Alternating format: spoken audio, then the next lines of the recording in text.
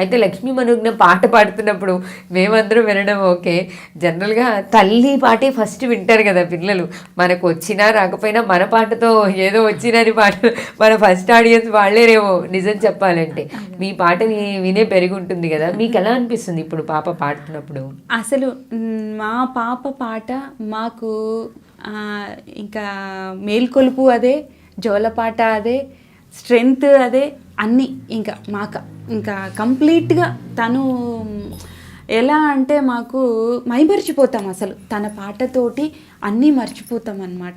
అంత బాధైనా సంతోషమైన తన పాట మాకు అంతటి ఉత్సాహాన్ని ఇస్తుంది.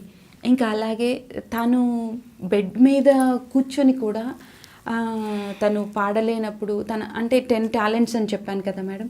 తను క్రాఫ్ట్స్ మేడం. అంటే ఈ వేస్ట్ అన్నీ ఉంటాయి కదా మెటీరియల్స్, మనం పడేస్తుంటాం.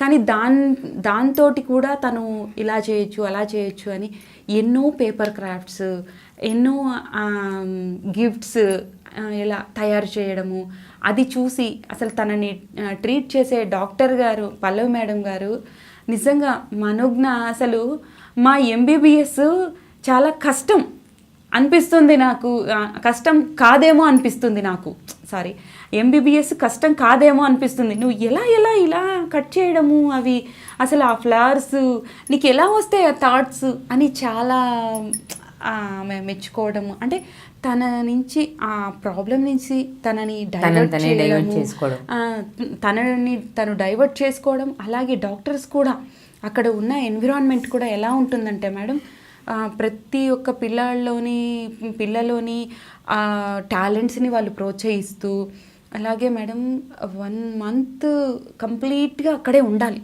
ఇంకా స్టార్టింగ్లో అడ్మిషన్లోనే ఉండాలి. ఇంకా ఆ 4 గోడలే అన్నమాట వాళ్ళ ఇది.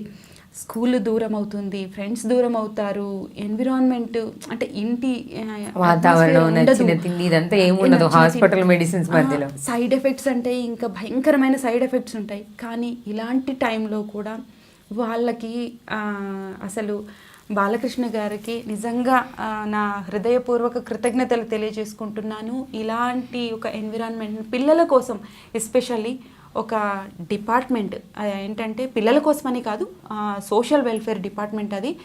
వాళ్ళు ఎస్పెషల్లీ పిల్లల బర్త్డేలు సెలబ్రేట్ చేస్తారు, వాళ్ళకి టాయ్స్ తెచ్చిస్తారు. అలాగే ఇంకా వాళ్ళకి ఏదైనా ఇంట్రెస్ట్ ఉంటే బుక్స్, మళ్ళీ డ్రాయింగ్కి చిన్న చిన్న కాంపిటీషన్స్ పెడతారు. వీళ్ళని ఇలా డైవర్ట్ చేస్తారు. మళ్ళీ వాళ్ళకి ఏంటంటే అప్పుడప్పుడు స్నాక్స్ ఇలా, అంటే వాళ్ళని ఎలా అంటే ఈ ఇంటికి దూరమైన ఫీలింగ్ నుంచి వాళ్ళని బయటికి తీసుకురావడం కోసం ఎన్ని చేయొచ్చు.